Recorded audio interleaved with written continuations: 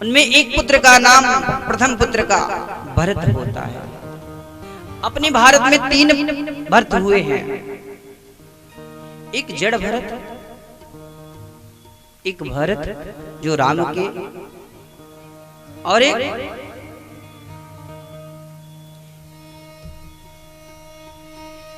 एक विराट भरत हुए,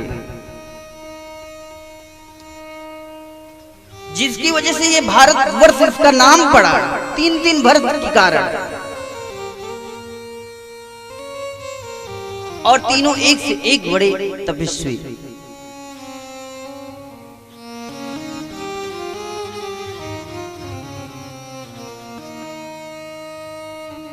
हम लोग आज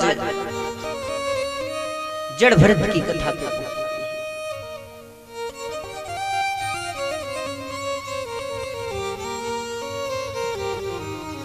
महाराज जड़ भरत जी की कथा करते हैं। वह अगले जन्म के संत रहे,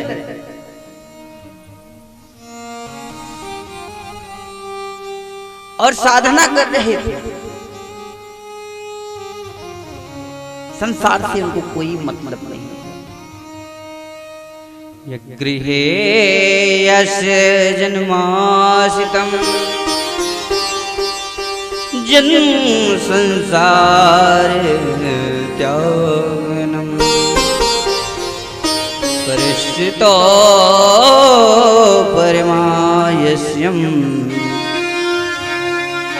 त्यागिनम व्रतेना।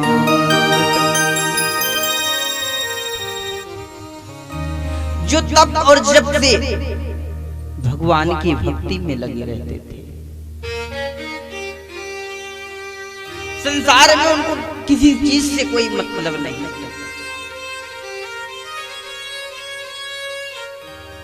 एक नदी के किनारे उनकी कुटिया रहती थी। एक मृगी का बच्चा, मृगी थी और वह पेट से थी, जल प्यास के कारण वहां पानी पीने के लिए उस सरोवर के पास गई। और जब सरोवर के पास गई ना, उसको अचानक शेर की गर्जना सुनाई पड़ी, और गर्जना के कारण वह डर के नदी में छलांग लगा दी। और इस दृश्य को बाबा देख, उसी समय उसकी वह जब छलांग लगाई तो बच्चा धरती पे गिर गया। और इस दृश्य को बाबा देख रहे थे। कुछ देर तक तो बाबा देखते ही रहे, फिर उनको दया आई,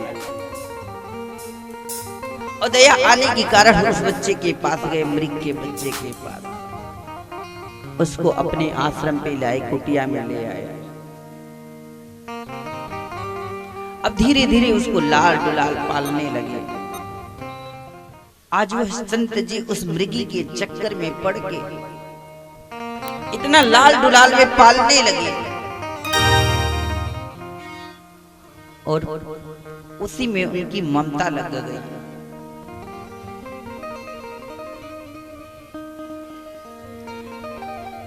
वह धीरे धीरे बड़ा होने लगा, और बाबा का जप छूटने लगा। बाबा उसके साथ में खेलने लगे।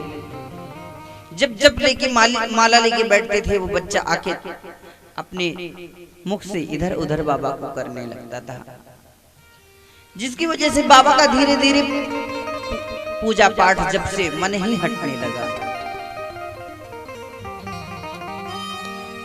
जिस तरीके से हम लोग संसार में आके अपने नाती पोता में लग जाते हैं ना, और ये जाना, ये मालूम सुनिश्चित है कि हमको जाना पड़ेगा भगवान के यहाँ, लेकिन उसको मानते नहीं है। भगवान का जानते हैं, भगवान अपने कार्ड को भेजते रहते हैं, लेकिन हम लोग उसको वापस करते रहते हैं। पहली सूचना भगवान की आ जाती है, हम लोग जब 40 साल के होते हैं तो बाल पकने लगते हैं। तब भी आजकल के जमाने में काटो घोलो लगा लो, फिर काला काला, वो नोटिस हम भेज देते हैं। दूसरी चुनौती बाबा की आती है, आंखों की रोशनी कम कर देते हैं। उसके लिए भी नए नए लेंस डलवा लेते हैं, फिर चश्मा लगवा लेते हैं।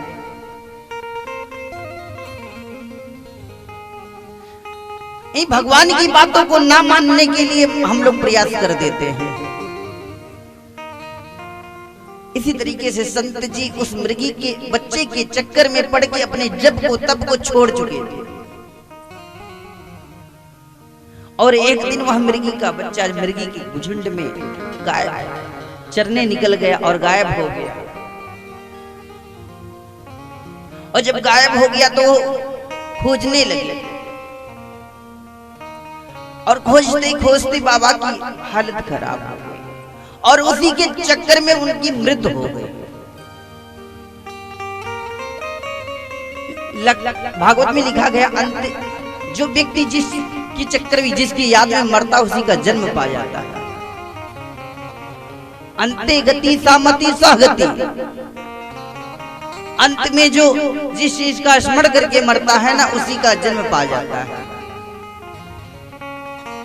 बाबा को फिर मृग के रूप में आना पड़ा, फिर पश्चाताप किए और फिर अपने प्रभु की भक्ति में लगे।